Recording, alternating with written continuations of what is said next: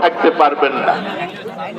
তারেক রহমান যেভাবে তিনি গুছিয়ে নিচ্ছেন এবং তিনি যেভাবে দলকে সাজাচ্ছেন এবং যেভাবে নির্দেশনা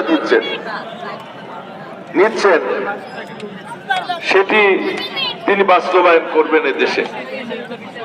এবং আসুন আজকে রমজানের এই দিনে আমরা আল্লাহ রাব্বুল আলামিনের কাছে প্রার্থনা করি, আল্লাহ রাব্বুল আলামিন যেন আমাদের প্রিয় নেতা শহীদ রাষ্ট্রপতি জিয়াউর রহমান, প্রিয় নেত্রী দেশনেত্রী বেগম খালেদা জিয়া, তাদের কনিষ্ঠ পুত্র আরাফাত রহমান কোকোকে আত্মার মাগফিরাত কামনা করি। আল্লাহ রাব্বুল আলামিন যেন তাদের সবাইকে জান্নাতুল ফেরদৌস দান করেন।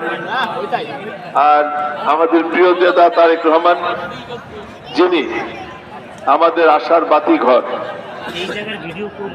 যিনি অনেক প্রত্যাশা নিয়ে, জীবনের ঝুঁকি নিয়ে তিনি এদেশে ফিরেছেন কোন মানুষের জন্য কাজ করার জন্য, এবং শহীদ রাষ্ট্রপতি জিয়াউর রহমান এবং